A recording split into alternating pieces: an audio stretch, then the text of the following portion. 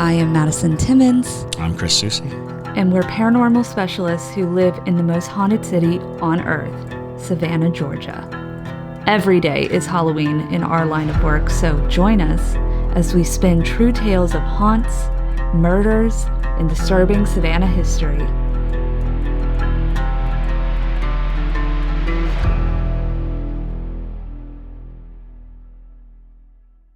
I'm Madison. I'm Chris. And welcome to the most haunted city on earth. Hello, and welcome back to another episode of The Most Haunted City on Earth. My name is Madison Timmons. I'm Chris Susie. And I'm extra. That he is. Always. For those of you who are just listening to this and can't see JT, he is currently lounging like he is by a pool right now in his zero gravity chair. Yep. Zero gravity chair. Yeah.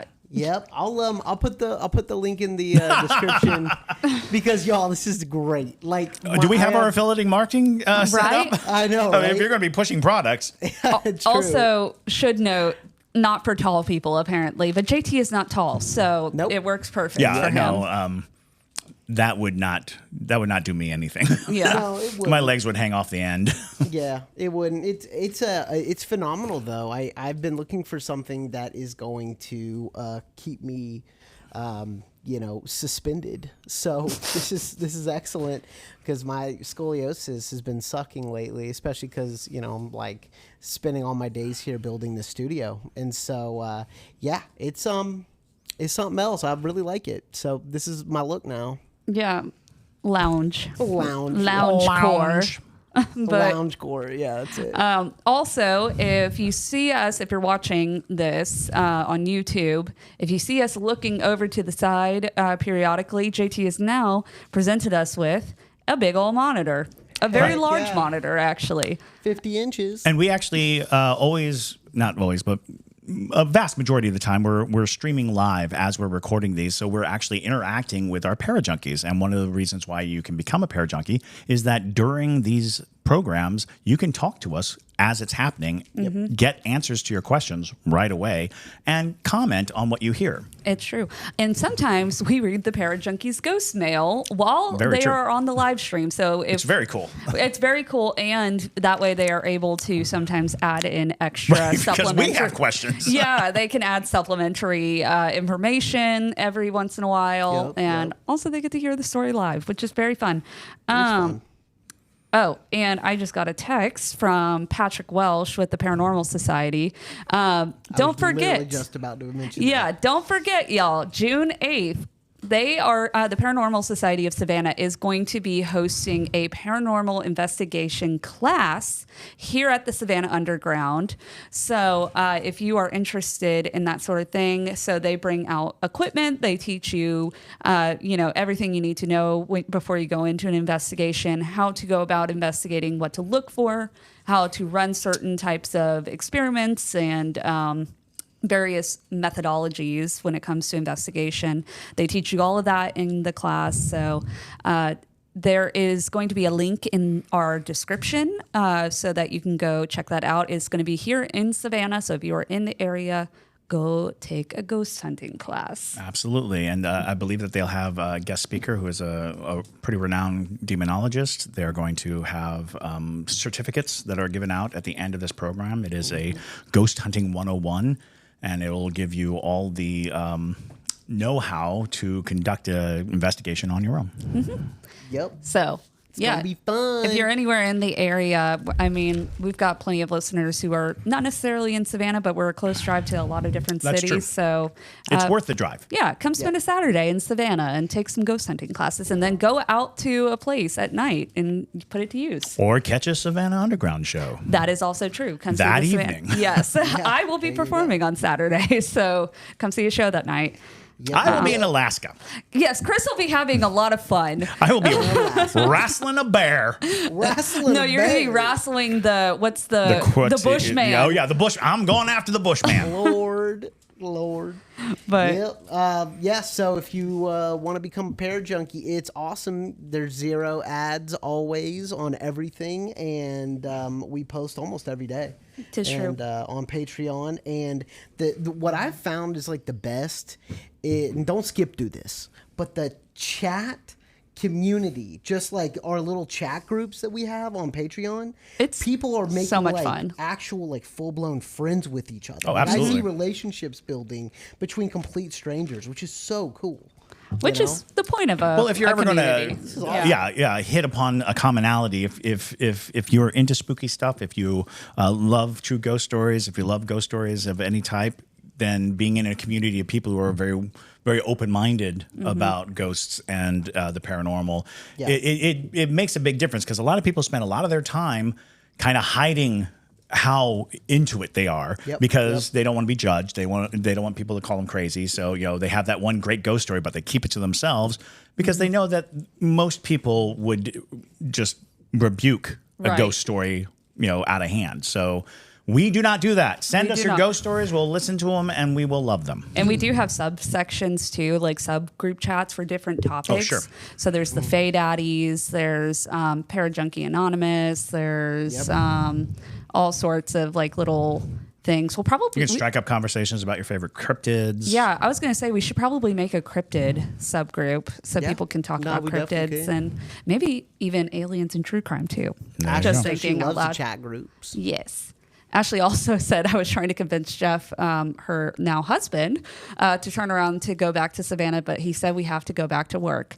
I disagree. I disagree. You don't have to. No, it might help. They'll be here soon. Yeah. Well, hopefully. Anywho, let's jump into our ghost mail. Yes. Let's. So our first one comes from Kim.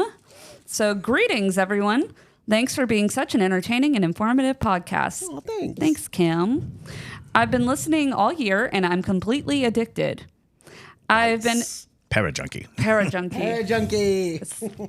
I've been a sensitive all of my life, and it's very odd to me because I'm one of those sensitives that people can see.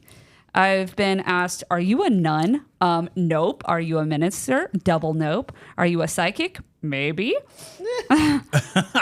Maybe. Maybe. Who knows? But apparently, I wear a T-shirt that says, "I see dead people, things of a super or a spiritual nature, and what you did last summer." That's pretty true. I feel you on that one. Heck yeah. Recently, the psychic thing has come up more than once in a kind of eerie way.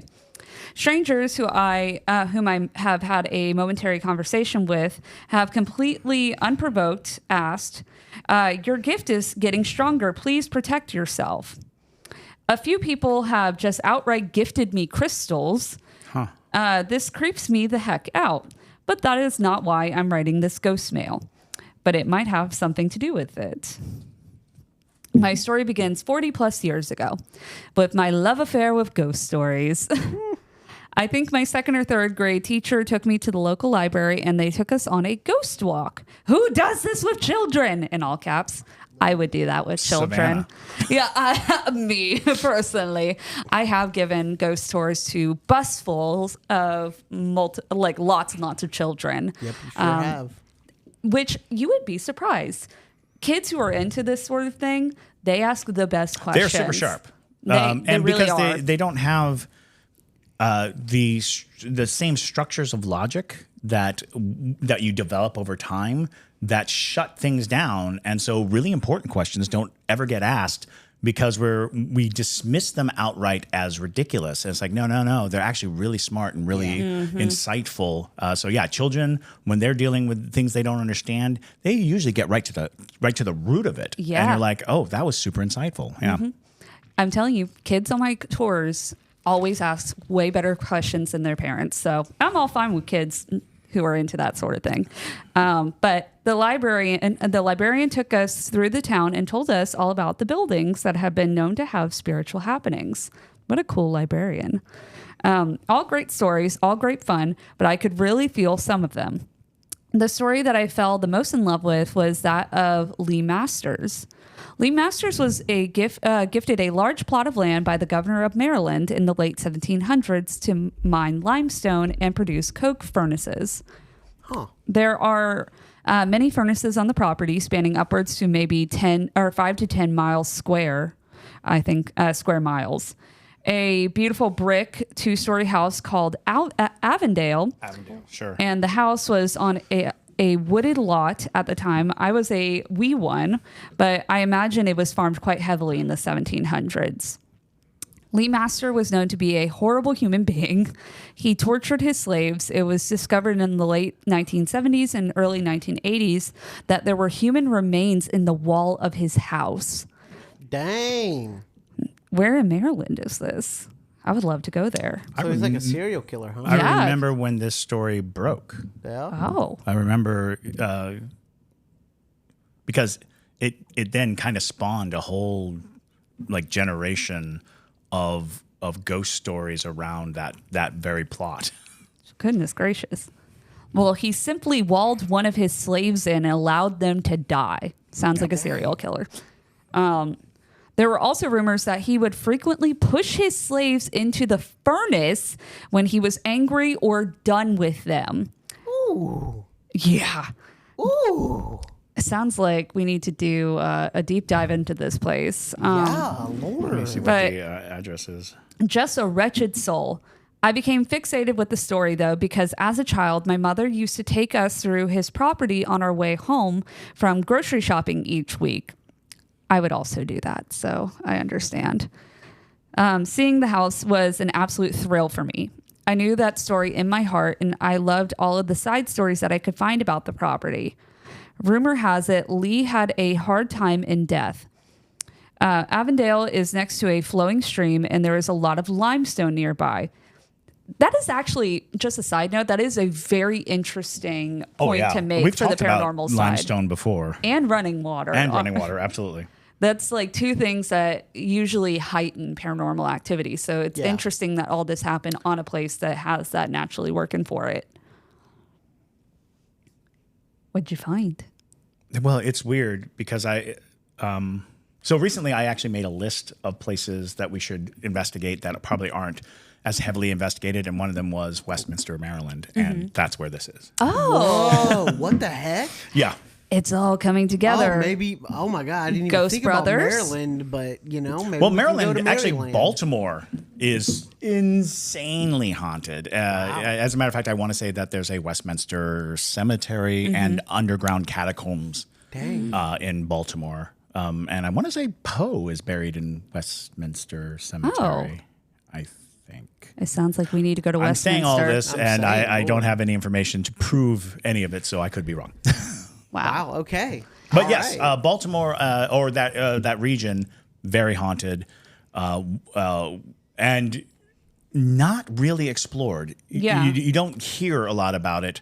But when I was growing up, we lived just on the other side of Maryland in Virginia, and just on the other side of D.C. from Maryland, and I trickled down ghost stories because there's like, no ghost stories around us. It's like, well, you go across the bridge, and it's all ghosts all the time. That's where they're looking. But Anyway, sorry. yes, so the property is never fully dry. Leigh was buried on property, no one seems to know where, and he kept popping up, in quotes. Not a surprise, given that it was probably your basic wooden box, and most likely they buried him near the aquifer or the spring or the stream, and whenever the soil got wet, he popped up. This became a problem, so he was taken to the Church of Ascension in the middle of Westminster, where, you guessed it, he popped up again. He was then reburied, and a marble slab was put on top of his grave to keep him down. So the practice of putting slabs over graves, that's a big thing around here because it is very common in the swampier areas because the loose ground and the moisture in the ground causes the bodies to just pop up out of the ground. So above ground That's what I was going to say. burial structures and marble slabs, putting down a slab to keep the weight on top of the body. And Alex, you'll probably agree with this one. If you go to New Orleans, most of the graves are above ground. Oh yeah, because the same ground thing. they're below sea level there. So yeah. Yeah. But yes, so years later, lightning struck his grave Boom! Oh and wow. put a huge crack down the marble slab. Even God was like, no.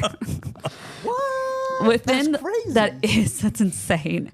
Within the last 30 years, the city paid to put a new concrete slab on top of him.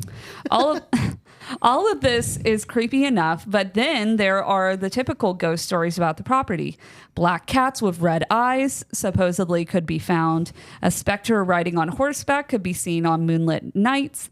The sounds of crying with no one around, the kind of ghost stories that make a 10-year-old absolutely full of imagination and delight. I can't tell you how I would press myself against the car window, searching for those cats or that horseman every Thursday night. Flash forward 20 years. My husband and I were looking to upgrade our house in the middle of a housing bubble. We had been turned down 12 different times on different properties, and then I saw a for sale sign. Please tell me you didn't buy Masters property. Because Yeah. we're coming. We will. If you did, We're coming for a on our visit. way. Yeah. I followed the long and winding driveway up, and there was a perfect Cape Cod. Love at first sight. I couldn't believe it was still for sale. I walked the property, no one was around, and I couldn't find any signs of people anywhere. This had to be it. Lo and behold, the house had been vacant for 5 years, and we probably bid way too high in our eagerness, but we got the money pit. What? It was ours. Okay, hold on. Hold on. Now I can't wait to like hear how this ends because like if we can have it, oh my god. What I hadn't realized in the entire process was the trees had grown up quite a bit in 20 years, and the Leigh Master house that I remembered so fondly passing all those years ago was actually right below my property on the hill. Okay. I now own some of Leigh Masters' property and was within spitting distance of his home. Yo. Before we did anything to the house, I sat alone in the house and had an audible conversation with whatever was in there. Ooh. Thank you for letting us have this space. We love it here. We have plans. This is what we want to do. Please know we mean no harm and we come in peace. Nothing has bothered us in our home in the 21 years of living here. We love it. So nothing has bothered us in the home.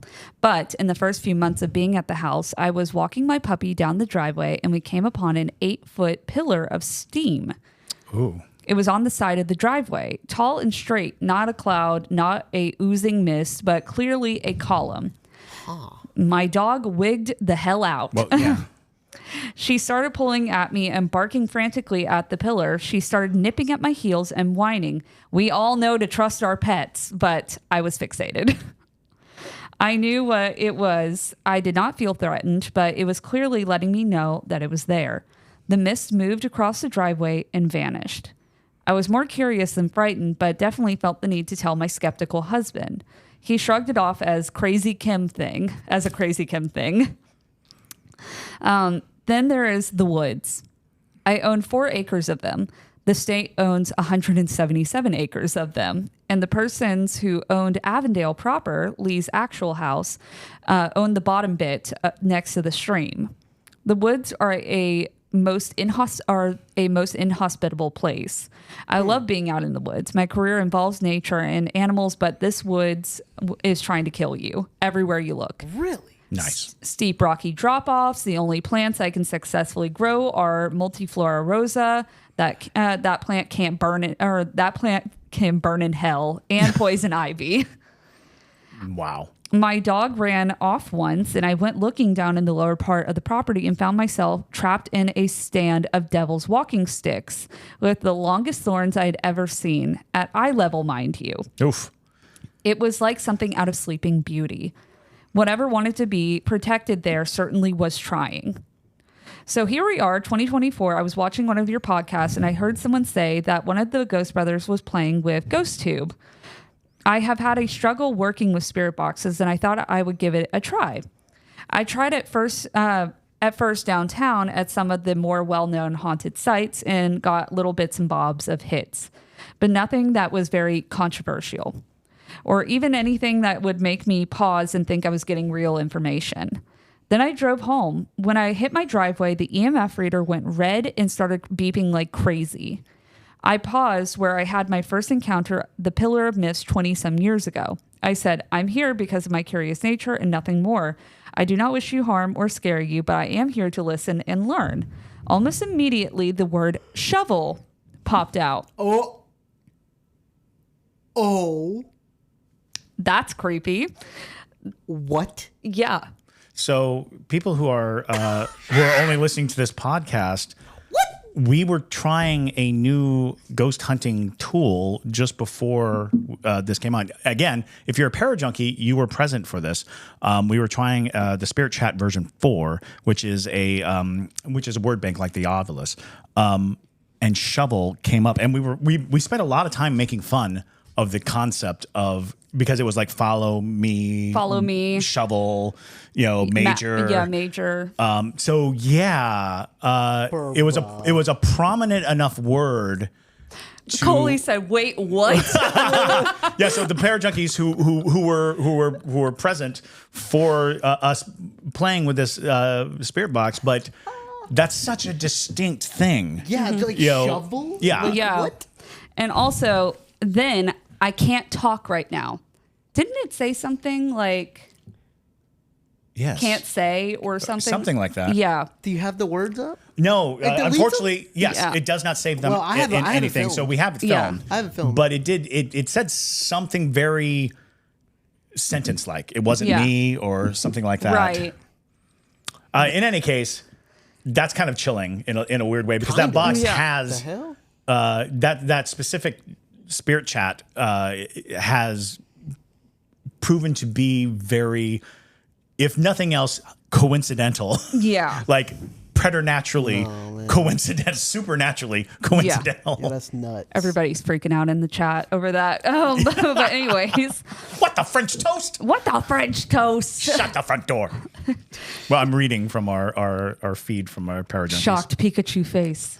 Shocked Pikachu face. Pikachu. But okay. Okay. Continuing on. Sorry, we don't mean to hijack this. Yes. But okay, weird. Then the EMF thing went all green and nothing. The next day, I was more intentional. I stopped the car, opened the windows, and greeted the spirit or spirits warmly. This time I got, "What is your name?" I gave them mine and asked theirs. Nothing. Then I said, "I'm very pleased to meet you, and I don't want to offend, but you are not welcome inside my home. You may be here in the woods, that is your home, but you are not welcome inside my home." The EMF reader went green, and I was alone again. The next day, I spoke of my phone and how I could hear them with it, and how I could see them when they touched my phone. The phone went red instantly, and the message I received was, "I'm inside. Ooh. It's cold." I did have the air conditioning blasting, and the EMF was just screaming its head off. Once again, I said, "Thank you for talking to me. Just remember, you are not welcome in my home." The following day, there was no EMF warnings, no change in color, simply light green, no beeps. I opened the window and asked, "Is there anyone here who wants to speak with me?" All was quiet. I said, "I don't see you today. I don't mean to be rude, but..." And as I started to continue on, I heard, "I'm here, up here." So I kept driving up to my driveway. And darn it, if the EMF reader or detector wasn't bright red, it immediately said, "I told them." "You told who?" I inquired. No response. I pressed again, "What is your name?" No response. Then I said, "Just remember, you are not allowed in my home. The forest is your home. The house is mine. Go back to your home." Instantly, the response was, "Sorry, goodbye." And the EMF reader went green again. Wow. Today, it asked me, "Am I dead?" It said, "Oh, crap." How do I answer that? I don't know if they are dead. For all I know, they could be broadcasting themselves from somewhere else. I said, "I honestly don't know the answer to that question. I do know that I can feel you. I can only feel you, and I can only hear you, but I cannot see you. Does that make you dead?" And then it disappeared. So I feel like I've opened Pandora's box. First, I need to know the etiquette to this. If I know that they are there, do I have to acknowledge them every day?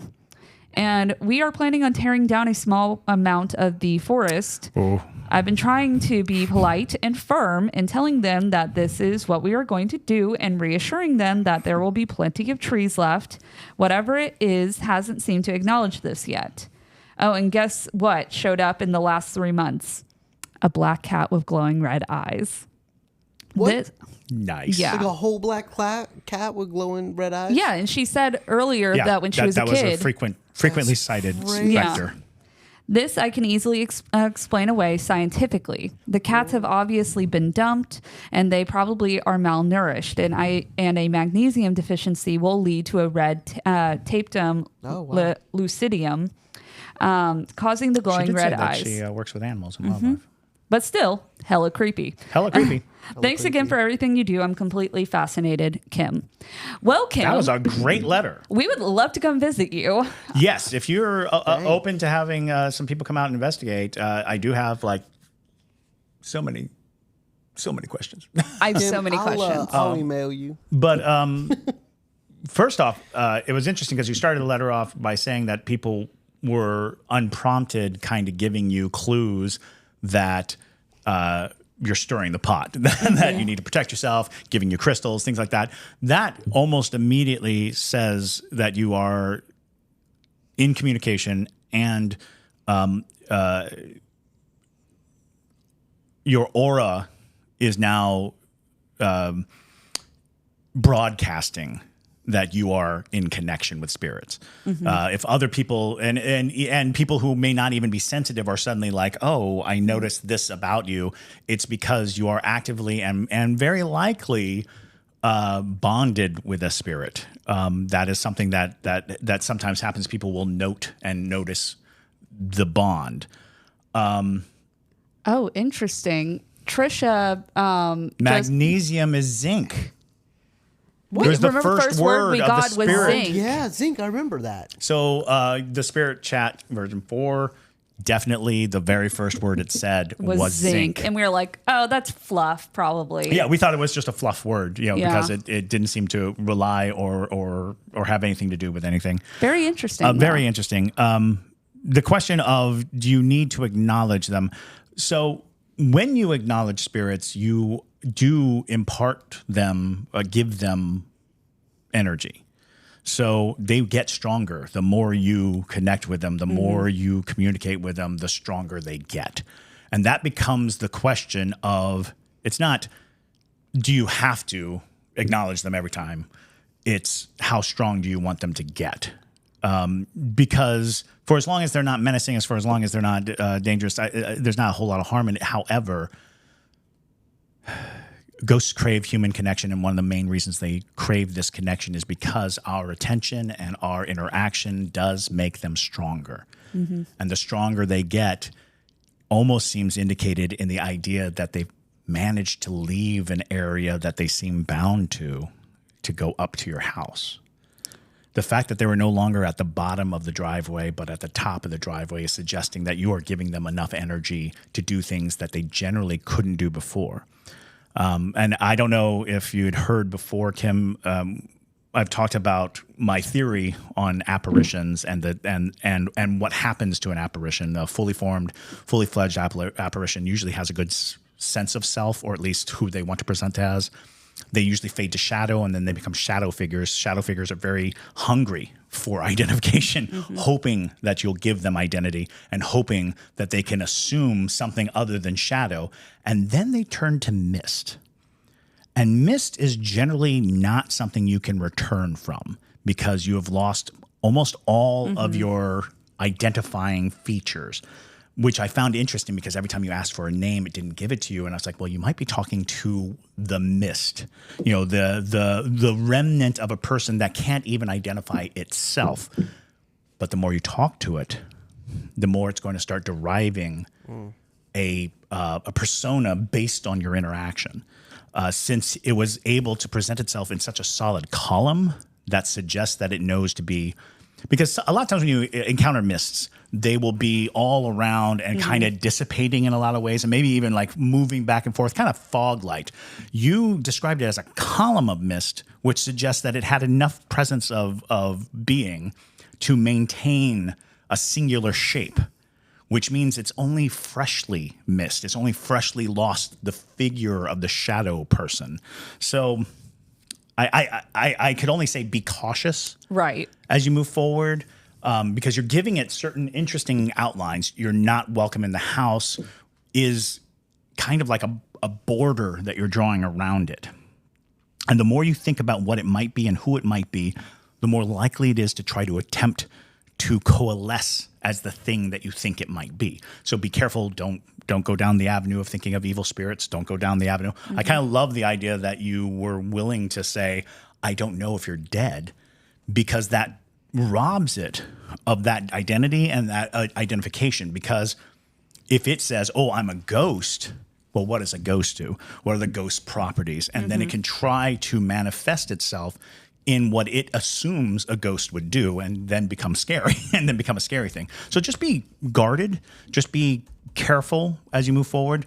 But I'm very interested, and I would love to hear more about this ongoing communication. Yeah, and like I said, we'd love to come see the property, and also, JT will get in contact with you, because if you I already messaged her on Patreon, and she's a yearly Parajunkie. very nice. I was gonna say, basically, if you know how to ward your house and also know how to like create protection sort of properties for yourself, I would highly recommend doing that, because, and all of the Parajunkies are agreeing in this, protection is very key in these sort of things, especially when to me, it sounded like whatever you're interacting with is trying to push the boundaries, because you keep saying you're not allowed in the house. Just a reminder, you're not supposed to be in the house.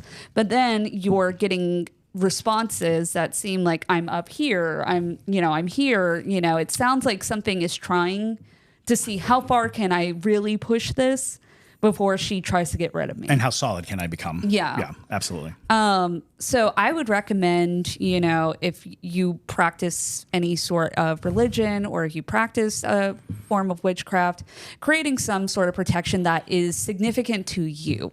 Right. And even you do a great job of announcing boundaries. You are not allowed in my house. Well, it's time to start upping that ante. Right. Yeah. You are not allowed to take my energy. You're not allowed to manifest in a harmful manner. These are things that you can do. My personal protection is something I call the white box. And it's just a simple meditation that I do. I try to do it often, but especially when we're about to go ghost hunting or right after going ghost hunting, I just imagine a white box around me. And this white box is impenetrable. This white box and it is something that my mind functions to create. And in that creation, it becomes a part of my spiritual identity. It is not necessarily connective with any practice, but it is my own.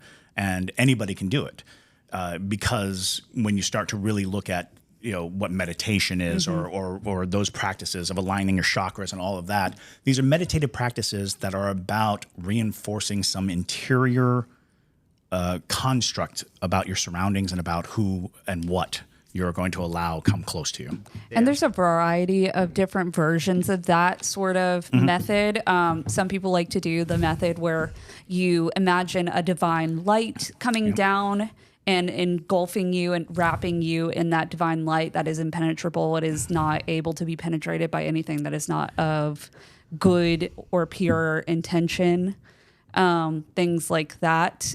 So that is, something that some people find very successful. So really whatever it is that means something to you, whether you practice a certain faith and using protective measures of that, there are, I can't remember what the exact little bars that Jewish protection the is. mezuzah? Yes. Yeah. There's small copies of the Torah that are wrapped into these small things that you put outside your doors. It is a part of the ritual of marking your doors to be saved, or to be for the spirit to pass over. So yes, there are many practices throughout. Everything from like laying salt at your door, planting crystals in the corners of your house. All of these things are time-honored rituals that reinforce your will. So my question is Leigh, what's his name? Leigh Leigh Masters. Leigh Masters, not Majors, because I was like, Yeah, that would have been too much. bro, That would have been too much. too much. That would have been way too much. But does Leigh Masters, did he make that land evil, or did the land make him evil? That's my number one question. What an excellent question. That is is a a really solid good, question. interesting question. Because we were talking about limestone deposits and what that really does. I generally like to say that evil people tend to be evil. You know, he was probably an evil man. However, there are a lot of things that go on, especially when you're talking about slave owners, and because that's an evil practice, and the corruption of taking advantage of that and what that does to your spirit and your soul. You know, these concepts come into play, but there's also the idea that the land was probably more than likely taken from indigenous peoples. There's no doubt a long line of tyranny and treachery that ultimately produced this person.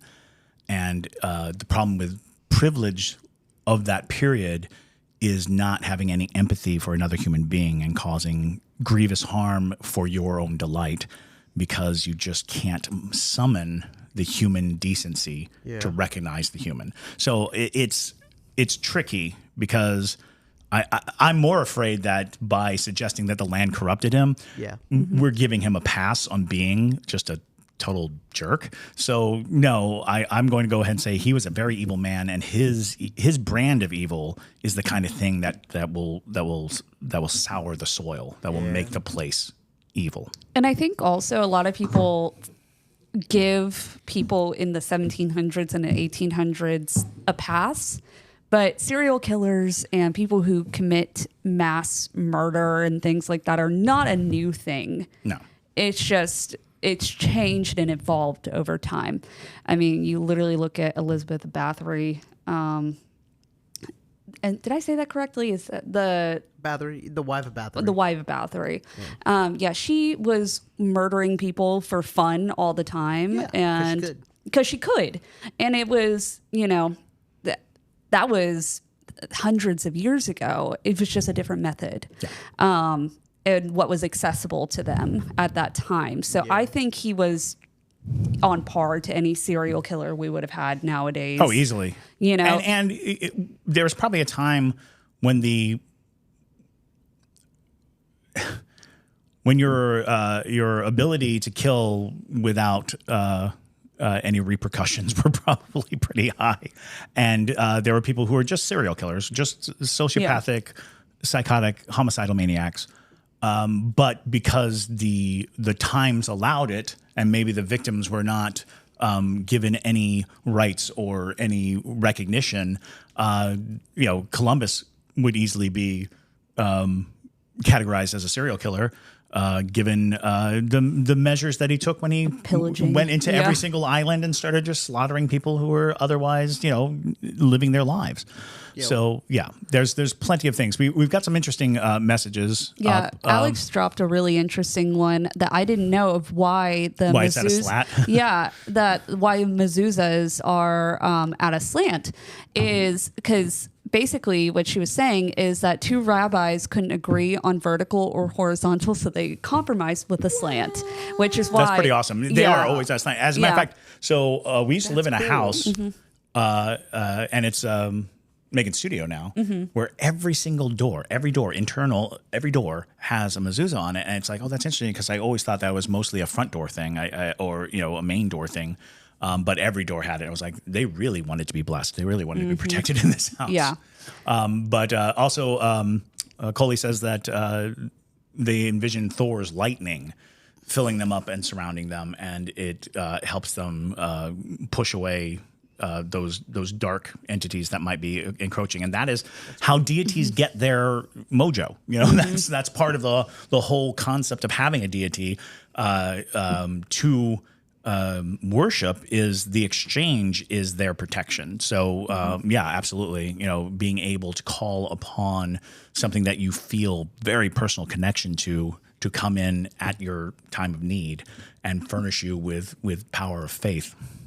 Yeah. So a lots of different things that you could look into as options. But yeah, just doing the protection thing, just as there's nothing that's ringing major alarms. Like you have to be like super overtly worried, but just like precautionary, as everybody should be, you know? Moving forward, just pay attention. The fact that the spirit's on the move is very interesting to me, and we'd love to hear more. Yeah. So thank y'all so much for listening to today's episode, and thank you to Kim for sending in her stellar ghost mail. Super good ghost mail. I'm very excited to hear more about this, and hopefully we will get to come out to your property eventually. And Parajunkies listening to us live. We're doing another episode after this, so don't go anywhere. Don't go anywhere. Stay right there. But thank y'all again. We hope you have a wonderful rest of your day whenever you're listening to this. And my name is Madison Timmons. I'm Chris Susi. And stay spooky, y'all.